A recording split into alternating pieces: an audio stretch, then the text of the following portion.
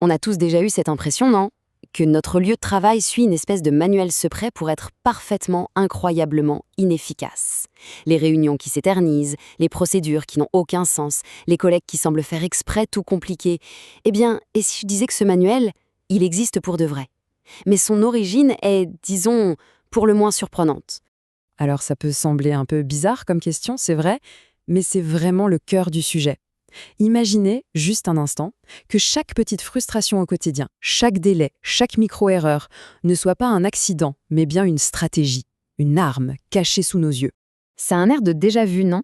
On dirait un extrait d'un article tout récent sur la culture d'entreprise toxique ou le quiet quitting. Mais ce conseil, aussi familier qu'il paraisse, a une histoire bien, bien plus sombre. Et en voilà un autre. C'est le portrait parfait de l'employé de l'enfer, on est d'accord? La personne qui grippe toute la machine. On continue de s'enfoncer dans ce qui ressemble à un guide du mauvais comportement au travail. Mais d'où est-ce que ça peut bien sortir? Accrochez-vous. Non, toute cette expertise en dysfonctionnement moderne, ça ne sort pas d'un livre de management ou d'un post LinkedIn. La vérité est beaucoup plus folle que ça. Le voilà, le Simple Sabotage Field Manual. Un document secret, rédigé en pleine Seconde Guerre mondiale. Ce qu'on vient de lire, ce n'était pas des conseils pour avoir une promotion. C'était un guide pour faire s'effondrer une organisation de l'intérieur. Et pour ceux qui douteraient encore, regardez-moi ça. C'est signé par William J. Donovan, le directeur de l'OSS. L'OSS, c'était l'ancêtre direct de la CIA. Rien que ça. Ce n'était donc pas une blague, c'était une doctrine de guerre officielle conçue au plus haut niveau du renseignement américain. Alors, c'était quoi le but de ce guide? Eh bien, il n'était pas destiné à des espions d'élite, non. Il était écrit pour les citoyens ordinaires, ceux qui vivaient dans les territoires occupés par l'ennemi. C'était un appel à la résistance, mais par des moyens détournés. Une façon pour n'importe qui de participer à l'effort de guerre. Et le concept de base, il est là, noir sur blanc, le sabotage simple. L'idée, c'est de transformer des objets complètement banals, une salière, une bougie, un caillou, en armes. L'arsenal du saboteur, c'était le placard de sa cuisine ou sa boîte à outils. Et le plus important, le tout en restant totalement sous les radars. Mais on peut se demander pourquoi encourager des actes aussi mineurs? Quel impact une scie mal affûtée ou une réunion qui traîne en longueur pouvait vraiment avoir sur l'issue de la guerre? Eh bien, la stratégie derrière ça est en fait absolument brillante. Le manuel fait une distinction super importante. D'un côté, il y a le sabotage technique, le truc de pro quoi. Faire sauter un pont, ça demande un expert, du matériel, et c'est extrêmement risqué. Et de l'autre, il y a le sabotage simple, une guerre d'usure, accessible à tous, pensée pour créer un chaos discret, mais partout, tout le temps. Et c'est là que tout le génie de la chose apparaît. C'est l'effet cumulé. Un seul acte en soi est insignifiant, invisible, mais des milliers de citoyens qui, en même temps, agissent bêtement, gaspillent du matériel, ralentissent les process, eh bien ça devient une force de résistance massive.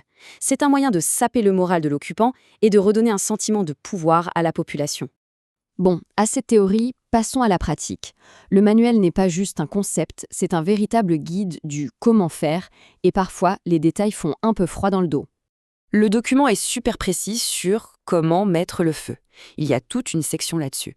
On y explique comment fabriquer un petit dispositif de mise à feu à retardement avec une simple bougie et du papier. Le but, mettre le feu à un entrepôt ou à un bureau bien après que le saboteur soit parti.